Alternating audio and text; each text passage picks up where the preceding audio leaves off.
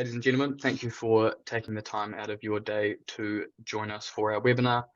I'm Ruben Woods, Associate at Dunhill Financial. Joined by me is colleague Brian Dunhill, Portfolio Manager. Today we are joined by a very special guest, Daniel Tostado. I'll try and pronounce it, avocat à la cour, French immigration lawyer, member of the US and French bar, to talk about all things French immigration for US expats. Just a few disclaimers before we get started, so please bear with me. The information presented here today is for educational purposes only and does not intend to make an offer or solicitation for the sale or purchase of specific securities, investments, or investment strategies. Investments involve risk and, unless otherwise stated, are not guaranteed. Be sure to first consult with a qualified financial advisor and/or tax professional before implementing any of the strategies discussed herein. And quickly, this webinar today is brought to you by DF Direct, our low-cost, no-minimum investment platform designed specifically for US expats. Whether you're just starting out or looking to lower your investment fees, DF Direct is the ideal solution. It's perfect for those who don't need full financial planning, but still want the expert tools to grow their wealth. We make it seamless to fund your account or transfer your funds from a current provider with step-by-step support along the way.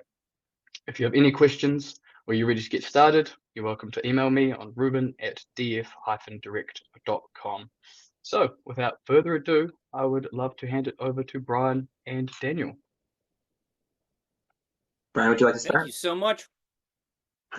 Welcome, Daniel. Wonderful to see you. We've known you for years. We have a few important questions to ask you today, but why don't you give us a little bit of background, and more importantly, because we always launch everybody's catchphrases, why don't you tell us your catchphrase too? Great, well, that sounds great. So I like Ruben's disclaimers at the start. When you bring on a lawyer, maybe you also want to have the lawyerly disclaimers that I'll be giving out my legal opinion on things, but if people actually want to sign my name to them, they'd have to reach back out to me and have me work with them to hold my feet to the fire. So I am Daniel Tostado from San Diego, California. That I have did American law school, then French law school, then the New York bar, then Paris bar, and I set up my immigration law firm almost 4 years ago. Now, having worked already in immigration for a couple of years before that. And I work on visas, residency permits, and naturalization. That we are now 15 people within the law firm. And so we're here to help people, make that move and live their best French life. There's a slogan for you, Brian. There we go. Yeah. So, how hard is it to immigrate to France at this point in time? Well, it's relatively fluid, especially if you know what you're filing for and if you know what the documents are. It can be very doable. I usually say that almost anyone can move to France. There's almost always a good visa category for people, whether one is working or non-active or teleworking, which is a very hot topic that we may or may not even want to touch today, how so hot that it is. If my clients are in their 20s to 30s, that I might recommend, a student visa, au pair, a cool program that I did when I was 22 called TAPIF, Teaching Assistant Program in France, to go into a French high school and middle school and teach English. That if they're, into their career, maybe either the long stay visitor visa or entrepreneur or employment-based, if they have a French chérie or if they have a European partner, that they consider one of the family-based statuses. So there's plenty of different ways to make this move here to France. And that's, I guess, what I want to communicate to the audience, especially those who are Americans and Canadians as well, why not? Just how doable it is. That growing up in California, I always kind of thought that there was just like this wall, like almost like a Great Wall of China that was blocking us off from Europe, that you could go there, you could visit the Eiffel Tower and the Louvre, but you could never really belong to France, you could never make the move there. And it was in my younger days that I discovered if you do a master's in France, they let you stick around for a year, find a job, and then afterwards you can just stay, join the workforce, integrate, become French. And that has been my path. I was on the visas travailleur temporaire, étudiant, APS, entrepreneur, spouse of EU national, and then finally being French. So I've done it all, I've seen it all, and so have my colleagues in the law firm. That's brilliant. How long does it take to actually go through the immigration process? So it can actually be relatively quickly. The preparation of any given visa application is about 2 to 4 weeks. The filing itself is 3 weeks at the slowest and 8 days at the fastest when it comes to the long stay visitor visa, which is, I think, my favorite visa category, the one I'll be talking about the most today. The fastest we've ever had it was a woman met with me on February 3rd, and by February 27th, she had her passport with the visa sticker inside it. So sometimes it almost just depends on how quickly the client themselves is willing to make that move to France. Now, we can already start getting political if you'd like to. That a lot of the folks who move to France are not necessarily aligned with Trump, and that they are more aligned with French values. And so we have seen a significant peak in folks making this move since Trump came back into the presidency in January. And so sometimes they were coming to saying, are the tickets sold out? Like, can I still get on the boat, kind of thing? And yes, the French consulate stores are wide open, especially because I think the French like Americans moving to France. Just generally speaking, we have trend lines in France when it comes to the fiery politicians that are gaining in power. They don't yet have the seats of power. I wouldn't want to exclude that possibility. But that when they're looking to try to exclude, I think who they have in mind is dual national terrorists, asylum seekers who've been refused, and those who are undocumented, who might not be watching this webinar. So the folks who are watching this webinar are more likely to be the folks who France wants to see come into its shores, spend the money, make the investments, enrich France's economy. They like, how America likes to say, we're number one, France likes to say, we're number five, we're number five. It's less exciting, being number five, so they want to invite in wealth and stability so that they can grow the French economy. So there's actually no cap to the number of Americans that can come over to France. So we don't That's have correct. to There's worry no about quotas. Perfect. Okay. So who are the crowds that benefit the most from moving to France? Amongst the immigrants themselves, you mean? Absolutely. Yeah. I think, I'm in the easiest business in the world, I would say, because I don't have to sell France. I think France sells itself. So sometimes when I meet with clients, I start off asking them, what is making you move here to France? Is it the wine, the cheese, the high quality of life? It could be a lot of different factors. I know for me, I feel like the question is, if you have to ask why I moved to France, you might not understand the answer, kind of thing. For me, it was just so inherently intuitive that I needed to be here. And I checked out various countries in my early 20s, trying out different things, seeing what fit. And I just kept on feeling like France, and particularly Paris, was just calling my name, that I needed to make this place my home, and that I felt like my life was richer when I was here. And not necessarily in a financial sense, because I am very vocal about the downsides to France, of which they can include, if you're on a French job, the average salary is 2,000 euros a month. The various downsides about, the strikes that block the streets and what have you. There's plenty that we can certainly talk about the downsides to France. But I just saw that on the whole, my life was richer. And so for clients who feel like they're called to be living in France, called to have that be a part of their own lifestyle, that's my role, to be the French administration whisperer, to help them get from point A, which might be the United States, to point B, which is here in France.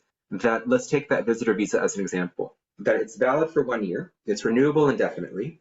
After 5 years of being here, one can file for the 10-year card. The 10-year card is great for two reasons. It includes a work authorization in France, so you could sell art on the weekend or what have you, and it gets the French administration off your back for 10 years, which is a really good feeling. There is more to say about that, because there's a couple different ways which you could do France, right? You could be in France some of the year, but not all of the year. I call that the 1 foot in, 1 foot out policy. Maybe depending on tax residency, which is a bit bigger discussion, if you're not spending more than half the year here in France, maybe you're not even triggering tax residency. And those people's destiny is doing this 1 year annual renewal indefinitely. Then there's folks who are, what I would say, are 2 feet firmly planted in France. They're mostly here, they're filing taxes in France. Those are the folks who are able to qualify for that 10-year card, which is as close as France has to something that resembles legal permanent residency. And you just talked about sometimes you want to spend time outside of France. How does that work when it comes to all of Europe? Yeah. You and I both collaborate with Adrienne Leeds. I like to have her sitting next to me because I can say the lawyerly thing, and then she could say the down low. She could just say it as it is. So I feel like I might have to, at a certain point, take off my lawyer cap and say the law of things and then the reality of things. So, of course, with regards to the European Union, most of that is overlapping with the Schengen area. Within the Schengen area, there's fluid movement, so that most of the time when you go into Germany or Italy or Spain, there's not going to be a border control. And when there is, it's just a verification to make sure that you have immigration status. And so for any of these visas, like let's take that long stay visitor visa, to do the annual renewals, they're not asking you to prove any minimum amount of time spent in France. They're not checking that. When they go for the 10-year card after 5 years of presence, they state that very clearly. They say no more than 10 months absence over the past 5 years, which works out to like no more than 2 months per year. But if you're hanging out on the beach in on a lake in the north of Italy, drinking whatever kind of Italian beverage you were wanting to drink, they still think you're in France because the bank accounts are in France. The electricity bill is still in France. They don't quite know where you are. They are aware when you're crossing the border at the airport. Like let's say you're flying out of the Schengen area, or let's say you're taking the Channel from Gare du Nord to oh gosh, what's King's Cross? What's the London stop that on the other side? St. Pancras. Thank you. Yeah, there is entry stamps, exit stamps. You're leaving the Schengen area, so they can check your entries and exit stamps. And I don't think they have time to do so. I think the prefecture agents are overworked and understaffed. So the best answer and the most legal answer, and as a lawyer, this is the only thing I want you to listen to, is that if you're wanting to be in France and wanting to establish a long-term residency in France, to actually be here and be here most of the year. And the concrete answer is that even if you're not here as much as you would otherwise hope, it's still probably going to work out. And while Brian is frozen there, Ruben, do you want to plug in with a question? Yeah, absolutely. On the back of the recent administration, which you touched on earlier, does that change the processes or the implications of moving to France? Honestly, no. I mean, at this point, nothing has changed whatsoever. I think back to August 2020 when the Taliban took over Afghanistan, and of course, every Afghani wanted to leave. The French consulate pulled out of the country. They had to file out of Tehran in Iran or Delhi in India. That was a real implication of, geopolitics influencing the move to France. Frankly, there's no impact whatsoever up till now about Trump coming into power and that having any kind of adverse impact on the move to France. In reality, it's the French consulate in DC that is processing the application. So I always tell my clients, the French authorities are linear thinkers. If you have the criteria met for the various immigration categories, they're just going to approve the application. They're not going to necessarily sit down and think about it. So, like, for example, that long stay visitor visa is about having sufficient housing, sufficient finances, sufficient health coverage. If you have those things, they're not looking to say no to you. It can be more subjective for other visa categories, like entrepreneur. Effectively, the two visa categories I think are going to be most relevant to your audience, Brian and Ruben, is either the long stay visitor visa or some kind of entrepreneurial-based status.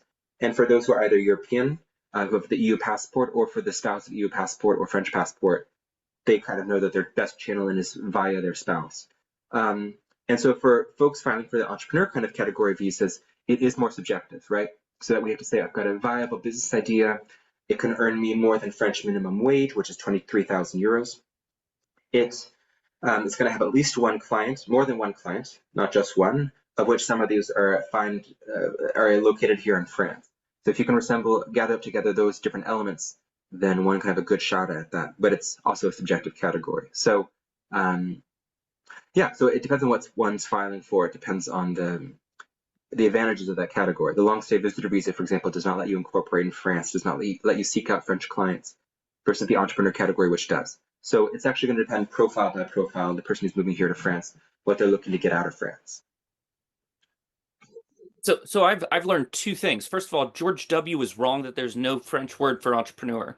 And second of all, to actually be an entrepreneur in France, you only have to prove 23,000 euros per annum of income. Yeah, so I love that joke that you laid out, because the word in English entrepreneur just comes straight from French. We even pronounce it kind of in a French way, entrepreneur. We could have said entrepreneur or anything. It ends in EUR. It's so French. It's like the French word for flower, fleur. That the French always are thinking, how do we do it here in France? This is the logical way. We will now project this onto the world.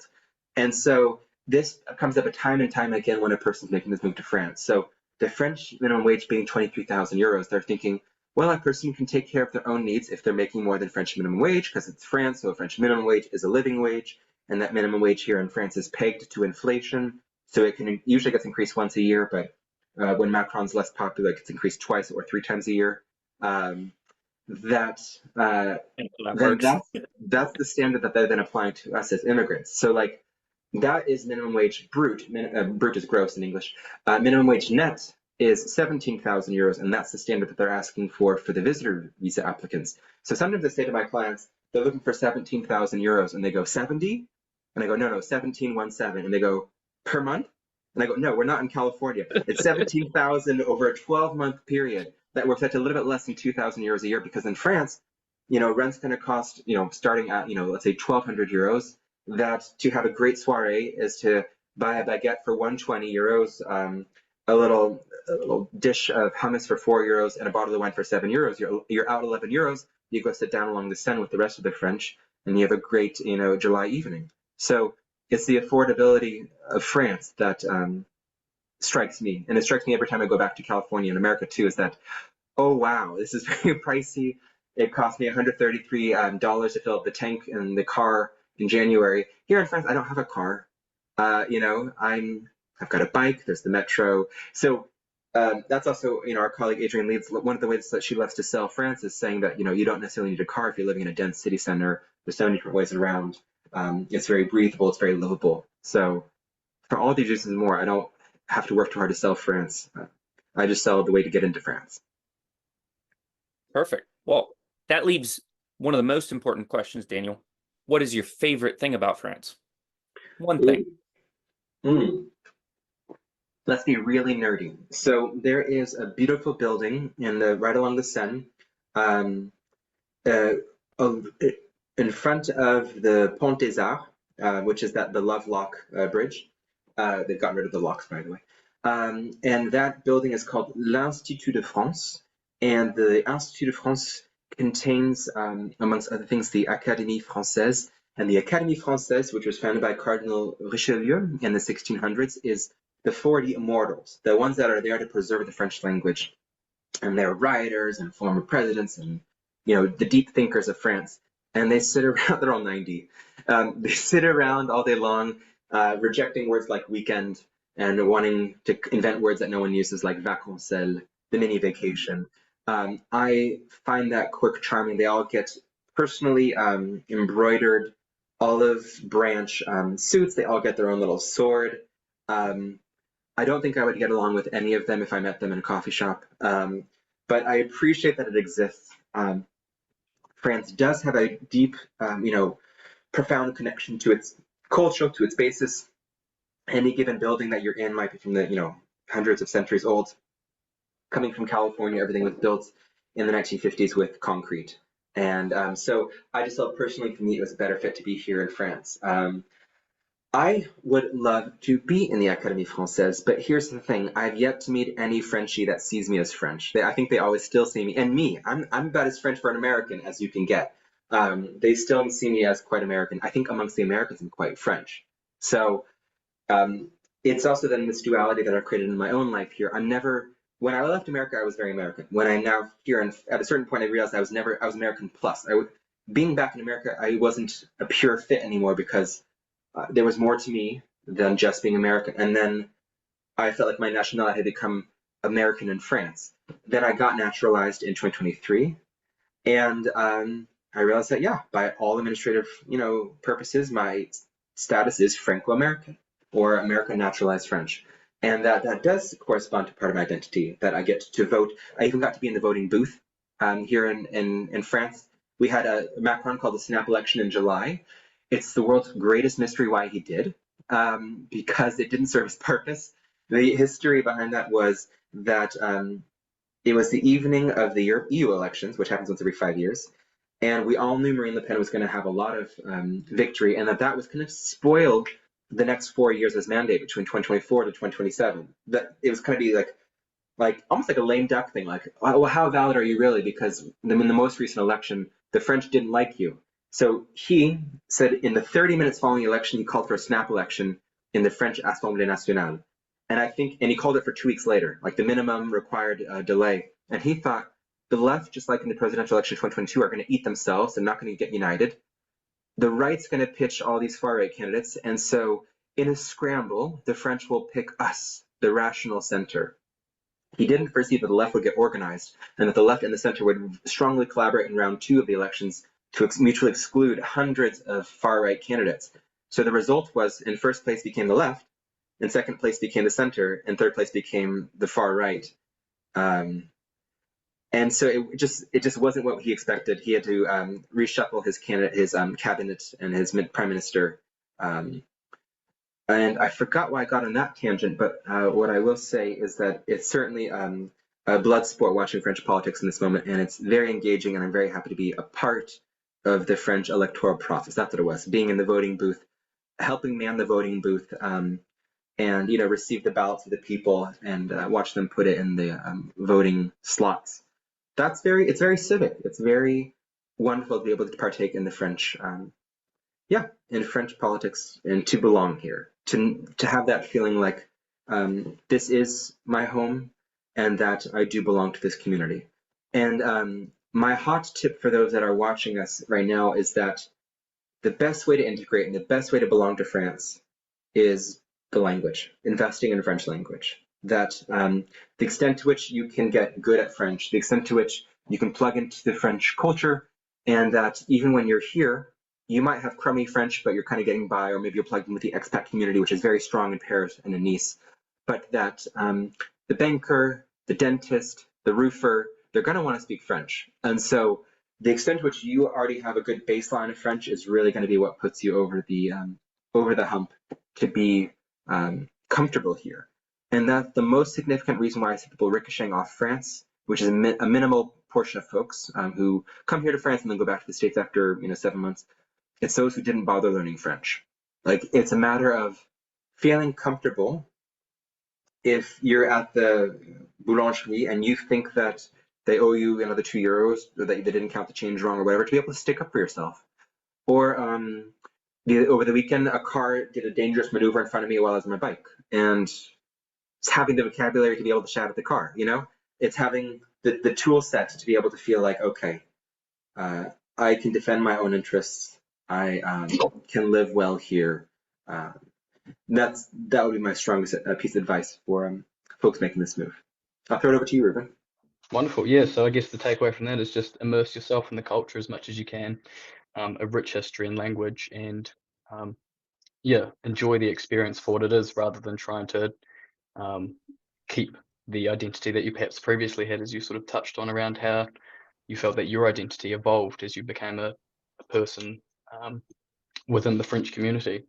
So, Brian, did you have any other questions we wanted to touch on, or should we dive into the FAQ, or sorry, not the FAQs, the questions to the floor?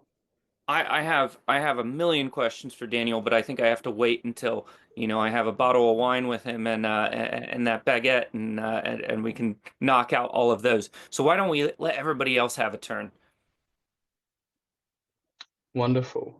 It seems we have had some minor administrative errors. The questions that were popping up in the Q&A have disappeared. So if those who have asked questions, if you wouldn't mind popping them in again, that would be very much appreciated, and we can get to them very quickly. Yeah. Let's see. While that's ongoing, to give people a chance to think of some extra questions, I thought it might be worthwhile to talk a little bit more about that long stay visitor visa. So that is the meal ticket for, and especially for my retirees. That's the best way to make this move here to France. And essentially, I'll say for those who are not looking to have French clients or a French-based employer, that's also the category I'll be recommending. And that the threshold for that is having housing, finances, and health coverage. The finances we already mentioned was that €17,000 threshold, by bank statements, by a stock portfolio overview. And if you're looking for a good place to have that stock portfolio overview, speak with Dunhill Financial. There you go. The housing, it can be confusing sometimes to figure out, like, what are you actually looking for? What kind of housing documentation are we asking for? It can be a couple things. It could be an Airbnb, it could be a housing attestation signed by a friend, or it could be if you already own a property or are renting a property, it could be that. That's usually pretty rare to line up before you get here to France. So what I see most often is Airbnb for 3 months. And what I actually think is a smart tip is to do 3 different bookings of 1 month, because I actually think it takes about 4 weeks to get a lease lined up in France. So you get here, you have the visa and your passport, you hit the pavement, you get the lease, and then you stay up for the rest of the Airbnb, and then you cancel the other 2 Airbnbs, and then you're off and running. And you've got the housing lined up. And then in terms of the healthcare, there's plenty. I'm happy to recommend them, but plenty of effectively emergency travel insurance that covers you for a 12-month period across the Schengen area of Europe, minimum 30,000 euro coverage, and includes repatriation. Those are the things that they're looking for, and very often when it comes to filing for visas, the insurance agencies have thought about what are the international visa requirements, and they'll try to meet that threshold. Wonderful. So I've got a couple of questions popping up. Thank you for those of you who have been able to put them into the chat. Got a question moving to Nice in May about the question pertains to the medical appointment, the OFII, I believe. Who do I reach out to get an appointment, and how long does it take to get such an appointment? If you have any insight there. Yeah, do you want to take that one, Ruben? I'm just kidding. I can Google it. Oh, that'd be funny though, if you just plugged in ChatGPT and saw, because ChatGPT does a really bad job at French immigration. It just doesn't quite know how things work out. So, OFII is the French Office of Immigration and Integration. There are 2 things you do after you arrive in France. One is validation of the visa with OFII, and that's done online. We do that for our clients. It's relatively straightforward. And then some inquantifiable number of months later, there is the OFII médical. So it's a rendezvous with OFII, and it's not just seeing any doctor, it's seeing an OFII doctor. So it's a French state government doctor at a location that it has up till now included an OFII X-ray. So they do an X-ray of the chest to make sure you don't have tuberculosis. And then it includes a general checkup with a doctor to make sure you're generally healthy. And it's not, they're not going to kick you out based on any medical situation, because plenty of people move here with some kind of medical history. It truly is pass or fail. Have you attended this appointment? If you've attended this appointment, then they're happy to say yes to you. And that the innovation in the past month or 2 is that we've heard from at least one client, they stopped doing X-rays. Because sometimes my clients had problems with being X-rays. They just didn't want to do it. And that they've said now for Americans, they're going to stop doing X-rays. So I'm waiting for a couple more confirmations, but the word on the street is the OFII medical just got a little bit easier. Now in Paris, it might take 3 to 6 months after you arrive that you would expect the convocation for the OFII medical. Nice takes a long time. And this is what you'll hear me say often, that there's 95 prefectures in France. I have my own personal opinion about a lot of them, that I think that Paris is the least worst prefecture. Doesn't mean I think it's great or even good, but they're more reactive and they take less time on case files. And that Nice is at the top of my list of my least favorite prefecture. No disrespect to any and all prefecture agents listening to this webinar, and I'm sure they're numerous. But it just so happens that I think whether they're out in the sun drinking their cafe while the case files are stacking tall, or they're in the voting booth voting for Marine Le Pen, for whatever reason, they take a longer time with these immigration case files. And so the OFII médical in Nice, I would not be surprised if it's taking more than 8 months. That it used to be incredibly important to go to the OFII médical. They would always ask for it at the first initial visitor renewal, and that they moved everything online a couple years back. And when they made it online, they forgot to ask you for your OFII médical. They also forgot to ask you of your all-precious birth certificate, which they used to really care about. And so I find it to be a great irony that the most important appointment that I had to make sure you would attend, and I would encourage people to fly back to France to make sure they made this appointment. Now, I still want you to go to it because I'm your lawyer, but there's no point in which they ask you, did you attend it anymore? And so it's good to have attended it, but the long story short is that they've stopped asking if you attended it. So I had another question here. I've got a retiree moving on the long stay visitor visa imminently. It's relatively open-ended, but are there any key things to look out or pitfalls that they should be aware of in that process? 100%. So often as Americans, we're afraid of admitting to the French authorities that we are looking for an open-ended move to France. we're afraid of looking like desperate, or like, are they going to like me because I truly want to be here in France? Like, does that reek of like urgency and they don't want me? What they actually want to hear is, I'm making an open-ended move to France. I am establishing my domicile in France from here on out. That's what they're looking for in order to give you that long stay visitor visa. So the long stay visitor visa is a good one because it's renewable. Very often on the visa form, you could check boxes, length of stay, 3 to 6 months, 6 to 12 months, 12 plus months. If you don't say 12 plus months, they might give you a crappy, non-renewable temporary visa. And that one's called a VLST. T stands for temporaire. And in that one, you can come here, you can have up to your 12 months in France, and then you have to leave France and go back to your home country and refile for a new visa. And people don't usually want to do that. They want to try to do a renewal with the local prefecture.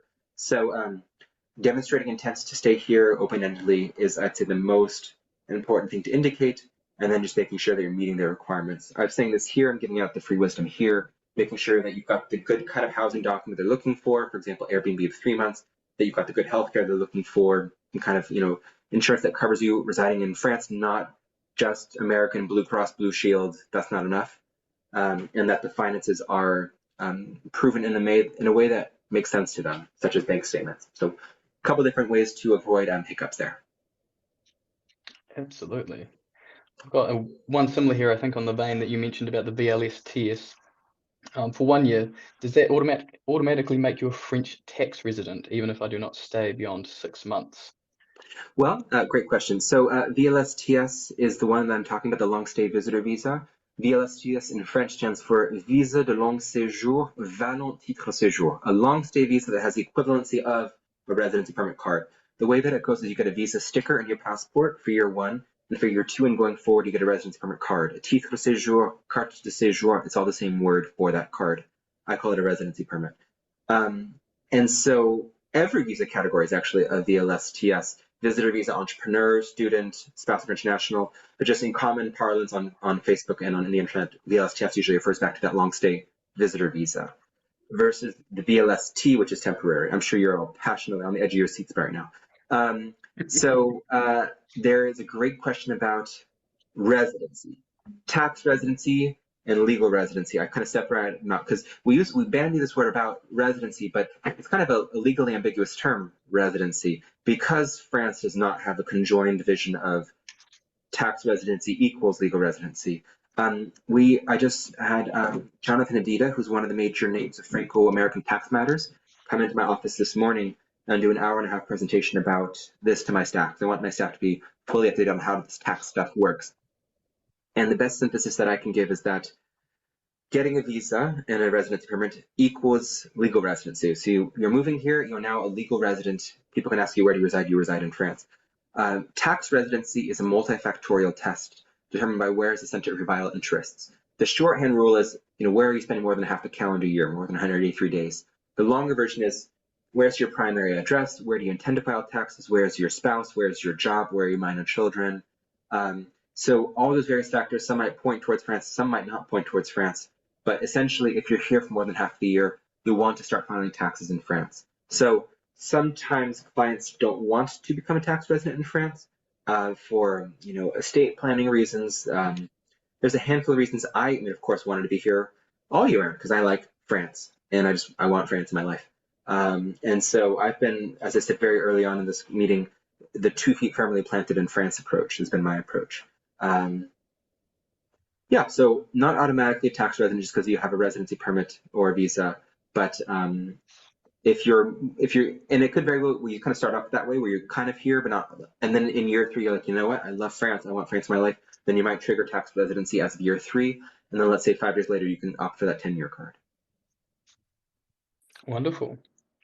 I want to double down on one of Daniel's statements right there. One of the key factors that there is a lot of views of negativity about France is inheritance tax.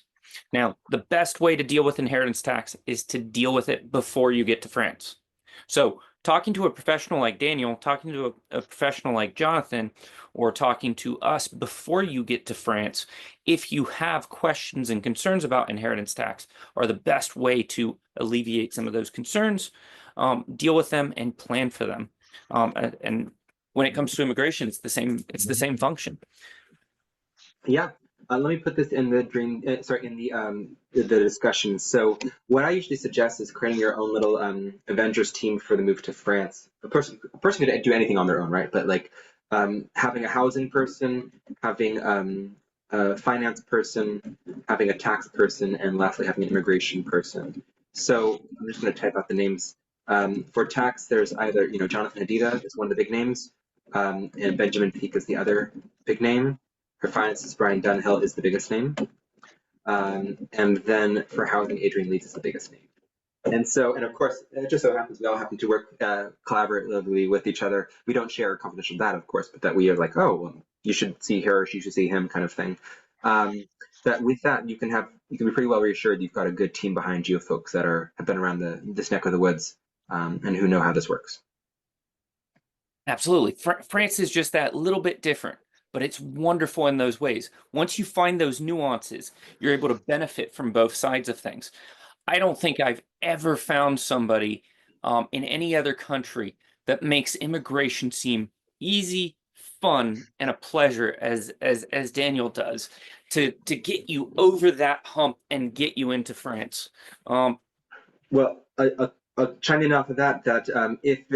I think I do a good job presenting the easiest sides of things, and of course, I think when you have a Sherpa or someone that's guiding you by the hand, Lewis and Clark style, Sacagawea, to say, okay, this is how you navigate this, then I can make things as easy as possible. I also don't think I would exist as a company if things were easy. If people could just do everything by themselves, my inbox would be empty, and we wouldn't have a 15-person law firm to deal with what does come up. So our role is to optimize those case files, maximize the chances, and make things as fluid as can be, and sue the prefecture when need be. Sue them. Here you are a lawyer after all. Yeah, maybe that can be part of my slogan, Brian, if you wanted me to draft one. Sue the back half. What other services does your law firm offer? Yeah, so we have expanded into beyond visas, residence permits, and naturalizations. We help people set up a bank account, establish a micro enterprise, review a lease agreement, file for French public health care. That's a big issue. Driver's license exchange. There's 18 states out of 50 that have driver's license exchangeability. California, no. New York, no. Florida, yes. Texas, yes. A lot of the East Coast now qualifies, including Massachusetts. So some of those zero estate tax states you could move to and avoid the estate tax and get your driver's license in France. Yeah, and that's a question on the U.S. law side of things of establishing domicile in the state, which is to have proof of address, go into the local DMV, request a driver's license, and so forth. But the doability of it. There's one question here that I find interesting. If I visit on a visitor visa, can I extend? And that visa category that we've been talking about, the long stay visitor visa, I don't think I like its name because it sounds like I'm just visiting, which could sound like tourism, but it's not a visa category for tourism because we, as Americans, are visa exempt Schengen tourists. We don't have to get a visa to get here for 90 days. And if you're here, sometimes people say, well, can I just stay? Can I file locally? And the answer is no. France doesn't want to do that way. France wants to make you wait in line outside the country because otherwise, if you could just queue up here and get a visa here, if you didn't get it, you still might stay. And so in the mindset of the French authorities, they're wanting you to file from your home country or from a country within which you have a valid visa, and then you could file from there. Brilliant. Daniel, I'm going to let you pick the last question. What question did we not ask you that you wish we would have asked you? Let's see. Well, there are some good ones in here too. I'll end with one of them that was posed by Gretchen. Parent on an entrepreneur visa, can the kid come along with us? And there's a couple different categories that let you bring in your kids and a couple that don't. And so it's very good to get sound advice. So when it comes to the entrepreneur category, there's one category that's called entrepreneur profession libérale, and that does not let you sponsor family. Versus if you can get onto a talent passport. Talent passport is what the French invented in 2016. They were trying to be very innovative, in spite of themselves. Then they voted Macron in 2017. They're trying to be very business friendly, in spite of themselves. So they've got like one step forward, one step back. It's still not necessarily great to navigate, but it's doable. The talent passport corporate creation is the counterpart of that entrepreneur visa. And on the talent passport, you can sponsor your spouse and your children. And that means, of course, the kids can enroll in school. That means the spouse can work in any manner whatsoever. including as an entrepreneur in France, as an employee, working out of the US, working for your company here in France. And that the long stay visitor visa also lets you move here to France. So like if a person's looking here, like a 40-year-old looking to come do classes or language classes or get a master's in France, they may not want to file for a student visa because they want to bring in their family. They may want to file for a visitor visa and study while on the visitor visa, so that way they can have their family in here. Yeah. Brilliant. Do you want to take a couple more? It seems they've started flowing in the minute I inferred that we were on the last question. Yeah, so there's one about husband and spouse having an apartment in Nice, visiting 3 months at a time. What documentation do you need to prove ownership? So proving ownership, it's actually quite easy because France is a country of documentation. So there's a acte de vente, which is the property deed. So people often tell me, I don't know what an acte de vente is, but in this day and age, it's the notaire that will have emailed it to you when you bought the house, the day that you bought the house. So if you type the word notaire into your Gmail, you can probably find the acte de vente saved there. And then a recent proof of address like electricity, Wi-Fi, something that shows that you're still occupying it currently. Yeah, so there's plenty of ways for us to be able to prove that. That's usually not a challenge. And then I see one by Mamuna about refusals. And I think this is actually a really important topic, not because it necessarily will come up too much. You know, hopefully if one's getting sound advice from the get-go, you file for what you're qualified for, and that the lawyer acts as like the first screen of saying, you know, I don't think you qualify for international renown. I don't think you're very renowned. Let's have you go for entrepreneur. You can still do the same thing you want to do here in France. I also don't think on the French administration side of things that they read many appeals. And so oftentimes the person comes to me and said, I've got a rejection. I think I want to file an appeal. And I say, what is it that you want to do in France? And of the 30 or so categories of visas that are available in France, could some other visa category also meet your needs? So we had one girl who one woman who filed for visitor visa out of China, and they got rejected, and they didn't get, it wasn't clear for them what she was doing. And what she was doing was she was going to do a master's in France and live with her boyfriend. And I said, sounds like you're good, just go for a student visa. And that was the right fit for her to then make the move here to France. So I would say it's actually, you'd have a better chance of not filing an appeal that they might not ever read, but a better chance of going forward, figuring out what is another category. We get, I'd say, 2 cracks of the bat. It's like 2 strikes and you're out system. So you can get a visa refusal that doesn't necessarily mean it's all over and done, but that you'd want to figure out what the next best visa category is to go for and refile and make sure all the odds are in your favor.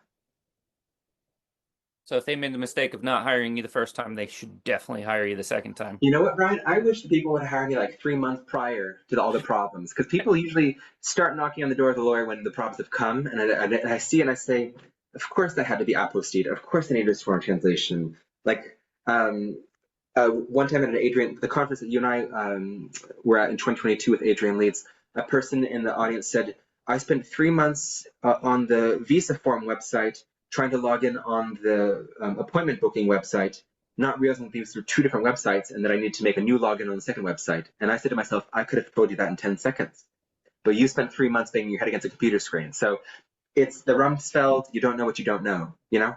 And that we're here to step in and fill that knowledge void and help people make this move as smooth as is possible. We have time for a couple more here. I'm going to apply for Schengen. Will you provide services if the visa is refused? Okay, so it's just asking if what your service. Yeah. So I think we were just able to address that one. There's one about applying as a dual national. Frankly, that doesn't have much of an impact. Sometimes people have what I would call what they might call a less favorable nationality. So maybe they're U.S. and then plus something else. It depends on where one's filing out of. So to be Australian and American just means you can file out of the French locations in Australia. There's 4 that you can file out of, or the 9 locations you can file out of on the U.S. side. I wouldn't have any problem filing out of Australia or out of the U.S. For an Australian American national. We were contacted earlier this week by a woman who is American and Algerian, and the problem with Algeria is that Algerians are limited to the Franco-Algerian Accord of 1968. like they don't get to access all the other categories of visas. They don't get to access talent passport, postgraduate visa, and all that. And so for that person, I said, well, let's definitely have you file as an American because you want to put, your best, optimize your chances here. Oh, this is a good one. I was born in France, but I didn't get my nationality. Now I'm 21. Is there a way I can apply for nationality or a residence permit?